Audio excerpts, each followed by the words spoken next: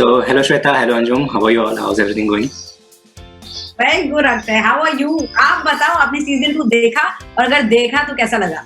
Yes, I saw it and I absolutely love season 2. actually saw it in one go. So पूरी रात मैंने काली की season 2 देखने के लिए. क्या बात है. लेकिन उम्मीद करते हैं कि आपकी रात काली होने के बाद जो सुबह हो गई वो सुनहरी होगी. So, first of all, congratulations on such a massive response and such a success on the second season of Mirzapur. एक आर्टिस्ट जब किसी काम में अपनी पूरी शिद्दत लगा रहता है, अपने आप को झोंक के उसमें सब कुछ डाल के वो काम करता है, वो एक चीज उसे अलग लेवल का सेटिस्फेक्शन दे जाती है. और फिर जब वो काम इस तरह से लोगों के बीच पहुंचता है और इतना सारा प्यार बटोर के लाता है, सेटिस्फेक्शन तो सातवें आसमान पर होता ही है, बट वो जो फीलिंग होती है वो हर आर्टिस्ट के लिए यूनिक होती है, अलग होती है.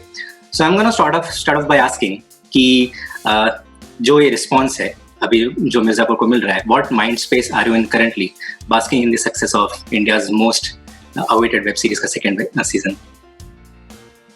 See, it's nice and exciting because धीरे धीरे क्या हो रहा है कि जो एक नर्वसनेस थी, जो एक हल्का सा जो एक एक्साइटमेंट थी और एक नर्वसनेस थी, थोड़ा डर सा था, वो अब धीरे धीरे तब्दील हो रहा है खुशी में, रिलीफ में, कि आपने इतना समय बिताया कि एक चीज को बनाने में, और आपने जिस तरह से उसे बनाया, जो जो तरीके आपने अपनाए, जो जो चॉइसेस आपने ली, वो चीज अब लोगों को पसंद आई है, वो उसके बारे में बात कर रहे हैं. और जिस तरह से आपने जो चीज बनाई, देखिए जैसे होता है ना, कमाल की चीज, आपने कुछ एक अच्छा खाने की चीज बनाई, तो जो जो इंग्रेडिएंट्स उसमें आपने डाले हैं, जब खाने वाला उसको नोटिस कर सके, उसके बारे में बात कर सके कि ये भी डाला है आपने, ये भी डाला है, ये भी डाला है, तो आपको बनाने वाले को बड़ा मजा आता है सुनने जी.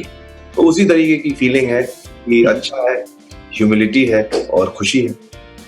Okay. And Shweta, how about you? काफी टाइम लगता है सिंक इन होने में, क्योंकि समझ में नहीं आता, because we are so Mirzapur and these characters they are very close, they are real people for us. तो मतलब आई डोंट नो, कई लोग आई थिंक एक्टिंग को, एक्टर्स को कभी शायद उतनी सीरियसली नहीं लिया जाता है. मतलब हमारे काम को ऐसा लगता है ना कि there are words like glamour, fame, popularity, followers, ये सब लोग देखते हैं क्योंकि ये सब लोगों को दिखता है. लेकिन जो नहीं दिखता है वो is that I think a lot of us would like to do counseling after doing a show like Mirzapur because it takes a toll on you. Yeah. So and as actors we literally, in fact, Devindu ने एक interview में बोला, जब किसी ने asked him about his scene where Madhuri and then he wakes up and he goes takes a call where he is not wearing any clothes. And मुझसे भी किसी ने पूछा कि आप क्या कहना चाहेंगे, and I'm like, इसमें कुछ कहने का है नहीं, मतलब what do you want me to say? And Devindu said that scenes which are emotional, scenes which are intense, there you are more naked यार. मतलब अपने आप को आप इतना, हम एज एक्टर्स वल्नरेबल कर देते हैं कि हमें कोई भी चीज इफेक्ट कर देती है. तो मैं तो मानती हूँ कि एक्टर्स का जॉब बहुत साइकोलॉजिकल होता है. It is why we get emotional when, I think which is why it's not sinking in हमने जो क्रिएट किया है. क्योंकि हमारी जो जर्नी रही है with Mirzapur, it's been so special, it's been outward, inward, every kind of emotion जो हम रियल लाइफ में फेस ही नहीं करेंगे ना. कि as Shweta, I wouldn't want anybody to go through what Golu, Sharad, Munna, Guddu have been through, which is आपकी आंखों के सामने आपके who most loved people, character, best friend, sister who is pregnant, उनको मार दिया गया. So somewhere it will take a toll on you. This did not, season 1 was a breeze compared to season 2. And while I was shooting for season 2, all the humor, all the चाहे वो कालीन हो, भैया हो, चाहे वो मुन्ना हो, वो सारा फन त्रिपाठी खानदान में हो रहा था. वो जो wine Sharad and Munna P रहे थे, वो भी वो एक अलग दुनिया में हो रहा था. जो गुड्डू और गोलू की दुनिया में हो रहा था, वो everything was very intense, everything was driven by revenge. It was really fury that was fueling that fire within all of us.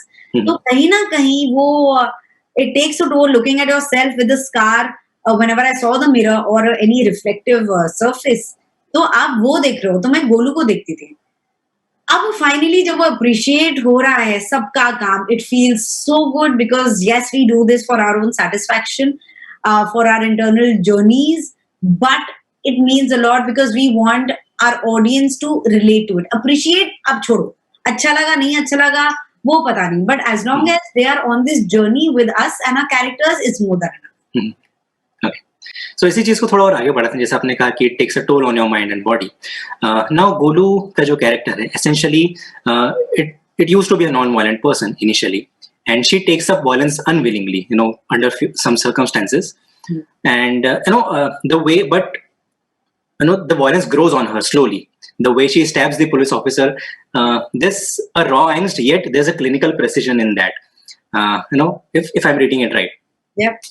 तो जब आपका किरदार एक इतना लंबा फासला तय करके आता है from being a non violent person to someone who starts developing a taste for it, और उस प्रोसेस में when it starts taking a toll on your mind, how do you cool down yourself after such intense shots और sequences? So one thing which was great about Mirzapur is the cast and crew. चाहे जितना भी खतरनाक scene ना चल रहा हो ना, लेकिन कैमरा जैसे ही वो कट होता था बहुत अच्छा था यार. जो माहौल होता है ना, and the credit mainly goes to the 4 pillars of Mirzapur, which is our writer Puneet Krishna, our 2 directors Gurmeet and Mihir, and our DOP Sanjay Kapoor, who we call Baba. ये 4 ना, they made sure that we were always having a great time and that we didn't take ourselves too seriously. क्योंकि ये toll ना सिर्फ actors नहीं, वो crew पे भी होता. क्योंकि आप हर जगह खून देख रहे हो, कोई यहाँ स्टैब हो रहा है, कोई वहां शूट हो रहा है, प्रोस्थेटिक्स जैसे हो रहा है. इनफैक्ट वो जो कॉप का किलिंग सीन था, वो सीन करने के बाद भी दूसरे दिन हम जब शूट कर रहे थे तो ग्रीन स्क्रीन में ये हो रहा था. तो you have to keep you're reliving those memories again and again, and that's not a good thing. मतलब वो होता है ना कि अगर आपका कोई जख्म है, आप उसमें बार बार आप उसको पोक कर रहे हो, उसको उंगली डाल रहे हो उस पे, तो वो कभी हील ही नहीं हो पाएगा. तो एपिसोड 9 का climax I have relived so many times in my life. Bablu, Sweety, they are very real. These all characters, they exist in our world which we've created with a lot of love, blood, sweat and tears. तो वो crew और जो cast भी है यार, cast इतनी प्यारी है. वो हम कोई सीन जब शूट भी करते थे, जो एपिसोड 1 में है, जब डिम्पी आती है गोलू को और कहती है कि हम रोए भी नहीं है, उसके बाद थैंकफुली हमारा ये प्लान था कि हम शर्मा जी के समोसे खा कर आएंगे. तो those small things were very important, and that is what kept us going. Okay. So Anjum, taking from what she said that कि किसी जख्म को बार-बार पोक करना, इसी को थोड़ा आगे बढ़ाते हैं. अपने किसी भी किरदार की नब्ज पकड़ के उसकी जो कमजोर या दुखती रग है उस पे बार-बार वार करना in order to oil the brain of your character, क्या मायने रखता है आपके लिए इस चीज की? हाँ, डेफिनेटली.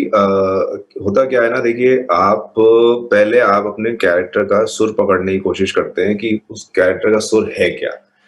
फिर आपको वो सुर मिलता है, फिर आप और ज्यादा गहराई में उतरते हैं धीरे धीरे. जो चीजें आप जानते हैं, जो चीजें आपको पता है या मिल रही हैं, आप धीरे धीरे गहराई में उतरते हैं. और गहराई में उतरने के बाद बेसिकली क्या होता है ना कि आप इसको वैसे अगर देखें, बहुत ही मजेदार चीज है कि आपने देखा होगा कई जगहों पे, बनारस पे या घाट के आसपास ना, बच्चे होते हैं जो गंगा जी में या नदी में छलांग लगाते हैं और अंदर जाते हैं, एक सिक्के निकाल के लाते हैं और सिक्के देते हैं किसी और को, कोई भी आपका जो बड़ा होता है उसको. तो मेरा ख्याल है बिटवीन एन एक्टर पर से, अगर मैं मिर्जापुर की बात करूं, मेरे पुनीत या गुरु के बीच में इस तरह की चीजें लगातार होती थी कि आप अपने कैरेक्टर और अपनी चीजों की गहराई में उतरते हैं, फिर कोई चीज लेके आते हैं और आप उनको दिखाते हैं. अगर वो चीज काम की होती है तो आप उसे रखते हैं, वरना फिर डुबकी लगा के अंदर जाते हैं. तो ये लगातार चीजें होती रहती हैं.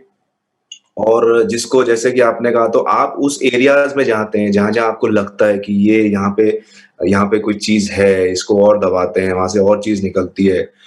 और बस ये लगातार चलता रहता है. कभी कभार आपको, मतलब इससे, क्योंकि कभी आप बहुत ज्यादा अगर अंदर चले जाएं किसी चीज में, तो जैसा कि श्वेता भी कह रही थी कि कई दिन या ज्यादातर जो एक्सपीरियंसेस होते हैं बहुत इंटेंस हो जाते हैं, तो वो होते हैं, लेकिन फिर आपको पता है कि कितना कहाँ कैसे जाना है, लेकिन उसका कुछ कर नहीं सकते.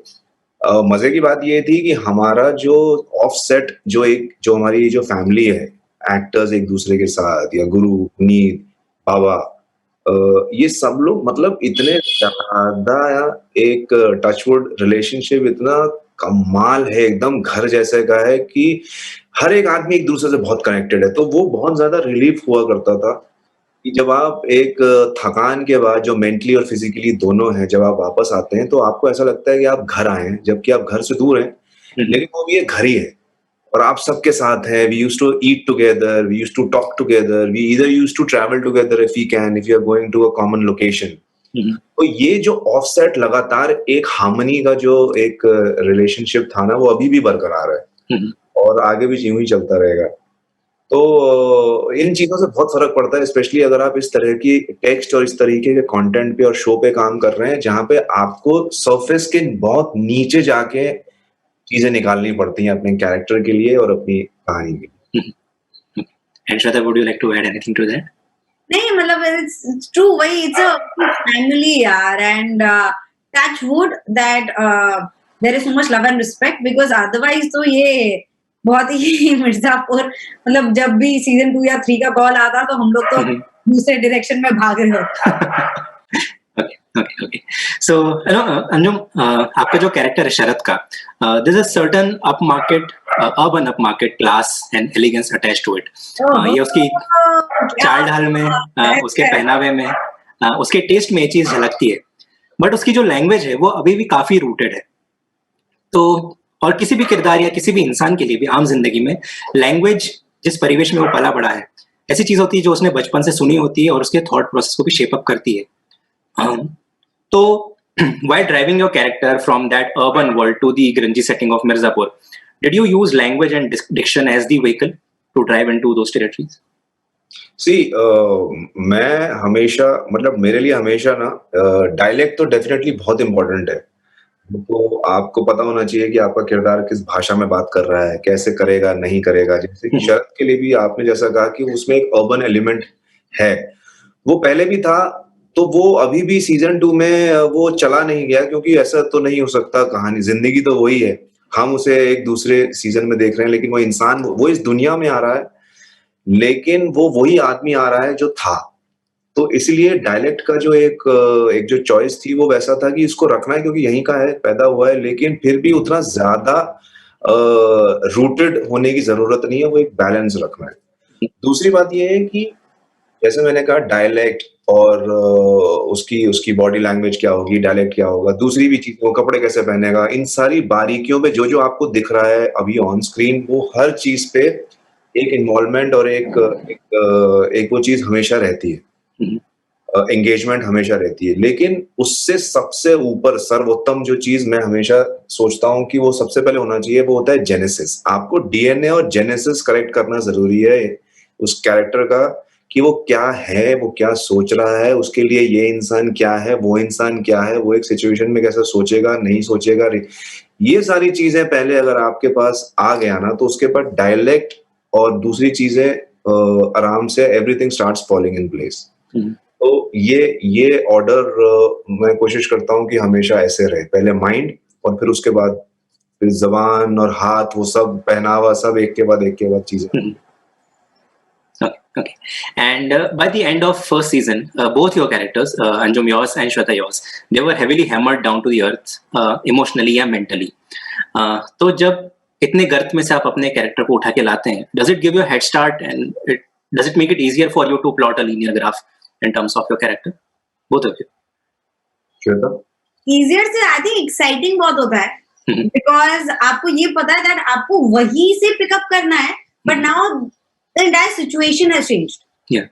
So that is something that we really look forward to, क्योंकि अगर similar ही होता तो वो episode after episode, season after season, वो उतना मजा नहीं आएगा. Also because it's not like a feature film. Here season 2 is 10 episodes worth 9 hours. Yeah. So there is a lot of information. So the more layers, more colors and shades that we have, the more fun it is to explore all of that. Because उतना ही challenging होता है. अगर Golu season 1 जैसी होती season 2 में, तो मतलब अच्छा होता, पर वो मजा नहीं आता, वो मेरी फेवरेट कैरेक्टर नहीं बनती out of all the characters that I played.